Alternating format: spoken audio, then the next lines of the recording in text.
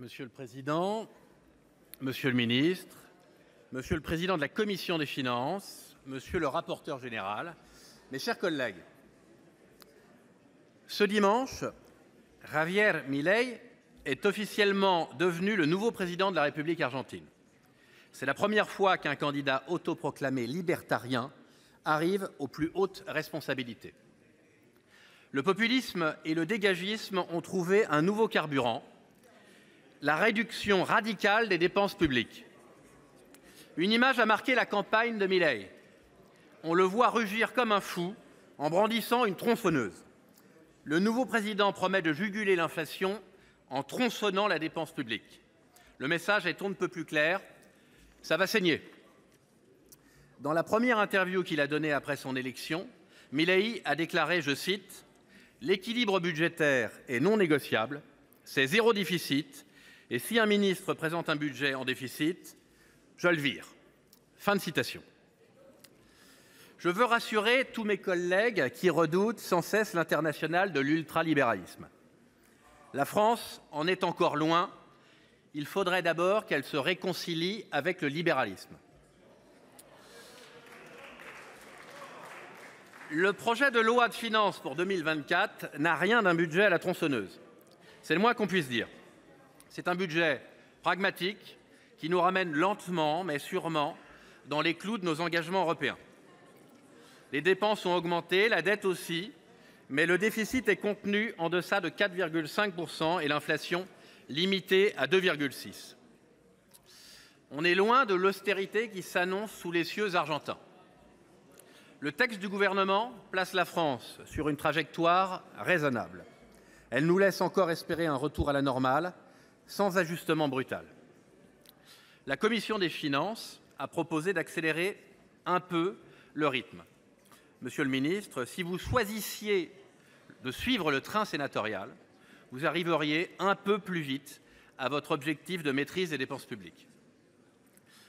Nous avons fait de nombreuses propositions pour limiter la hausse des dépenses.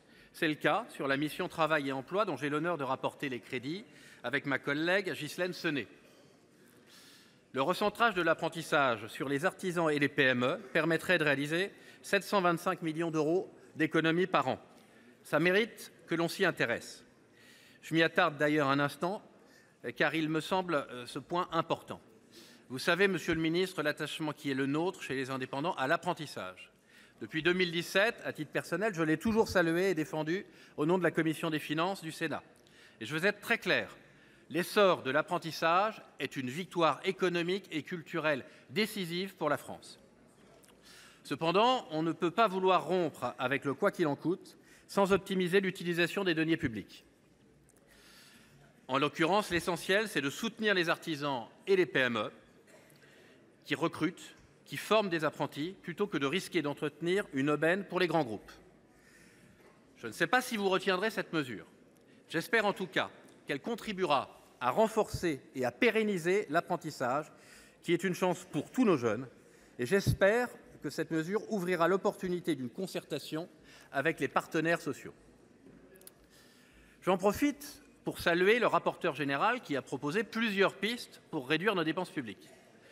Notre groupe soutient cette démarche. Cela vaut notamment pour la maîtrise de la masse salariale de l'État. À l'initiative de la commission des finances, le Sénat propose d'économiser 150 millions d'euros en réduisant les effectifs des opérateurs de l'État. Charge au gouvernement, désormais, d'identifier les opérateurs qui pourront faire mieux avec moins. Il est nécessaire de réaliser ces économies, même si aucune économie n'est jamais populaire. C'est le prix à payer pour continuer à investir dans les missions régaliennes de l'État. Je le disais au tout début de l'examen du budget, notre groupe soutient le renforcement de l'État dans ses missions régaliennes. Je me réjouis à cet égard de la hausse significative des budgets de la défense, des forces de l'ordre et de la justice. Si nous voulons rétablir l'autorité de l'État, il faut nous en donner les moyens, mes chers collègues. Alors que les menaces se multiplient à l'intérieur comme à l'extérieur de nos frontières, ce réarmement matériel est indispensable.